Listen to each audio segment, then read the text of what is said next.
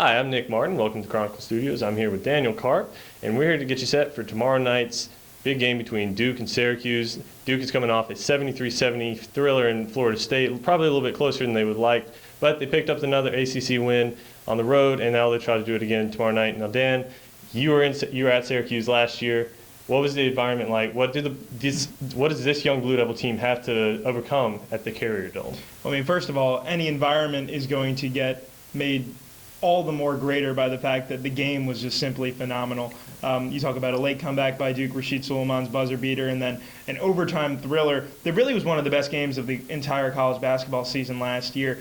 The Carrier Dome's a completely different animal when it comes to preparing for an atmosphere. You're not just talking about a loud environment. You're talking about 35,600 people loud, and they they really do pack every inch of that space with screaming Syracuse Orange fans.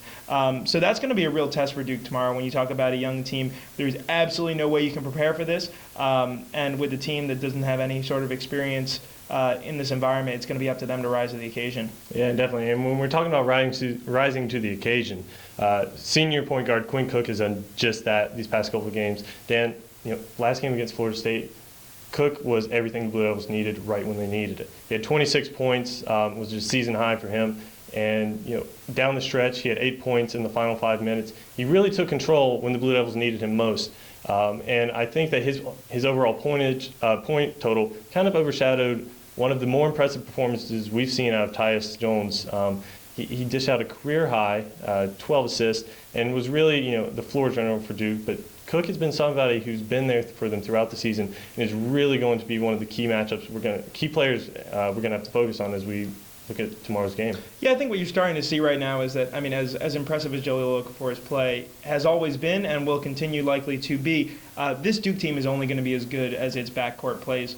And that starts with Quinn Cook and Tyus Jones. And obviously Justice Winslow plays a significant factor as well, just in how this team is able to control the pace and tempo. What you're really seeing is how dangerous this team can be when it's not just one weapon on the floor that another team can concentrate on. When a different player every game can step up and provide the performance that Duke needs to win, and opposing teams don't know where that's going to come from, that's what makes this team so dangerous. Yeah, and we've been talking a lot about the Blue Devils. To flip it over to the other side, the Orange have probably one of the biggest surprises on their team of the year in Rakeem Christmas.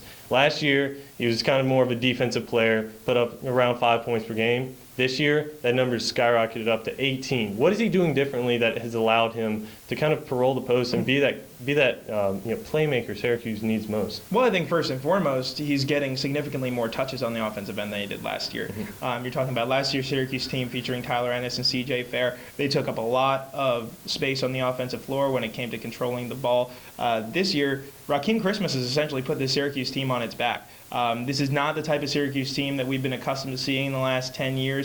A little bit underachieving has been some of the word out of New York with them.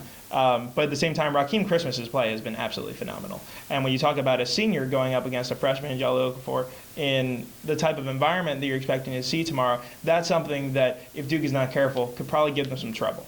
Yeah, definitely. Well, we'll have all your pregame coverage and pregame, in-game, and post-game coverage. Follow us along at Duke on Twitter at Duke Basketball, online at Duke Chronicle following the game and for halftime. For Dan Carp, I'm Nick Martin. We'll see you at the Carrier Dome.